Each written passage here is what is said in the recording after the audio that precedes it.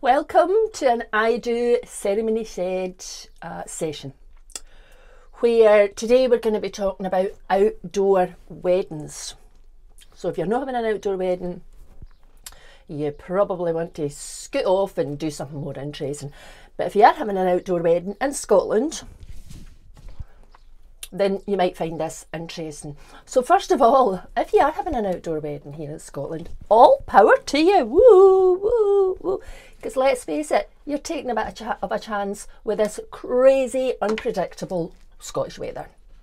And I've done ceremonies, outdoor ceremonies, where the sun's been shining at the start of the ceremony, and by the time it's finished half an hour later, it's like winter. There's like sleet and howling rain and wind. So not to put you off or anything, I'm sure the sun's going to be shining on your ceremony. Saying that though, I always believe that the weather spirits bring whatever your ceremony needs. So, but what wee tips can I give you based on my experience round about outdoor weddings to make sure that it's all going to go smooth? Well, the first one is to plan ahead as much as you can for the weather. So in terms of your guests, that's they either bring, something that they can cover themselves up with, or some couples give them those wee ponchos, a wee bag with a wee poncho in it, so that they can put them on. Caveat to that is if I'm mid-ceremony and I'm in a beautifully poignant moment in your ceremony and all you can hear is this rustling as people get these ponchos out their bag, it's no great. And if your ceremony's been recorded and that's getting picked up with a microphone, it's even less great. So you have to consider that. But more importantly for you, the couple, and particularly if there's a female there, because usually females, whether it's two women, one, bride and groom, whatever, but usually they're wearing a dress that's exposed in some way. And that can mean you get really cold. And we don't want that, because if you're cold, that's going to show your guests are going to see that, but also you're not going to be in the moment with your ceremony. So my advice would be have something handy, like a nice tartan shawl that would go with your dress, that if it gets really bad, you can just say to one of your bridesmaids or whoever, can I have my shawl? And you can put your beautiful shawl on. We can stop for a second and you put your shawl on, even if you want to have a lovely clasp on it, so that your photos are going to be absolutely gorgeous. But it means you're not going to be standing there freezing. I did a ceremony recently. It was outdoors. The bride had a beautiful dress, but as I say, arms exposed, the neck all exposed, back completely exposed. She was freezing. And she was saying to the groom, oh, can you put your jacket around me? And, oh no, I'm still really cold. And then we had to stop the ceremony and somebody had to go and find a blanket. That's no great. Think about that beforehand. Make sure that you've got everything you need in that ceremony space. The other thing is, if it's outdoors,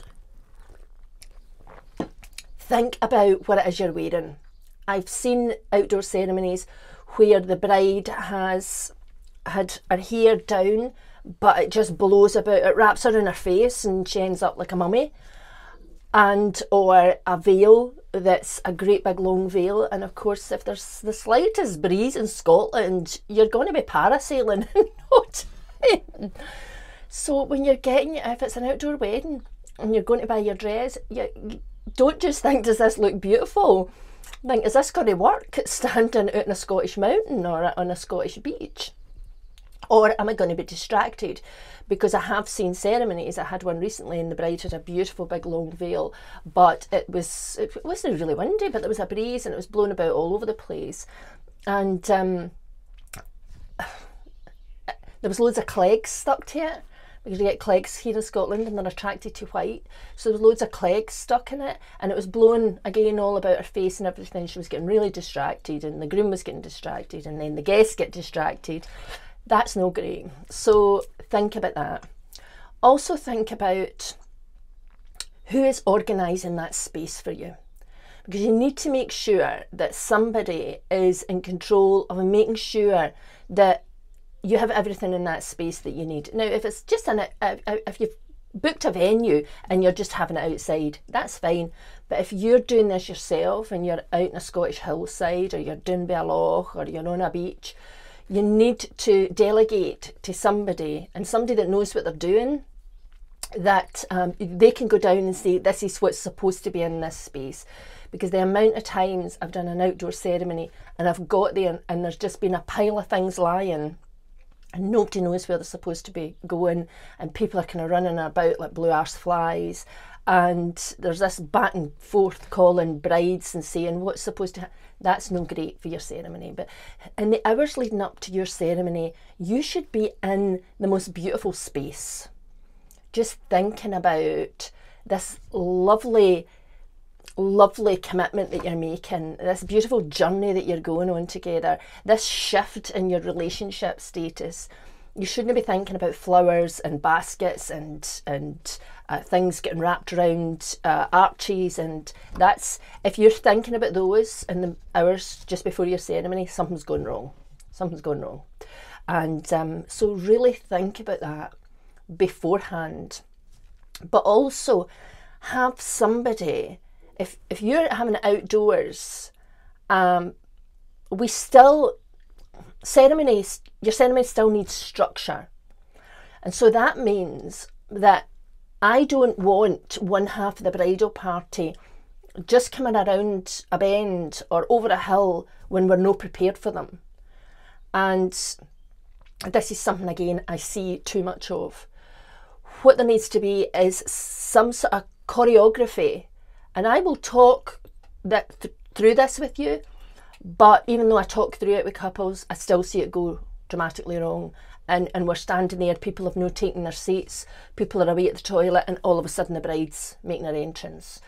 We don't want that. We need to know there needs to be this structure and this communication between people, so that I can say, okay, somebody's going to be up in the hill when one half of the bridal party arrives. They're going to signal to me, that's her or him here.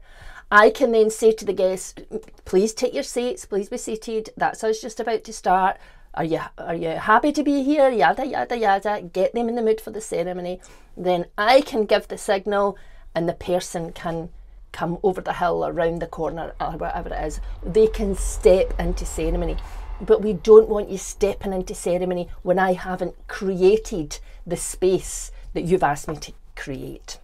So those are just a few wee tips on just what to think about if you're having an outdoor ceremony. Outdoor ceremonies are absolutely beautiful. Having ceremony when you are surrounded by Mother Nature and the different elements of where you are is just undescribable. It's just so beautiful, and it adds a depth to your ceremony that you don't get if you're inside somewhere. So that's going to be amazing, but that can all be wiped out without careful planning and consideration of how everything's gonna run. So please make sure you give attention to your outdoor wedding, and if you've got any questions, just fire them over to me and I'll be happy to help you. Okay, speak to y'all soon. Beautiful.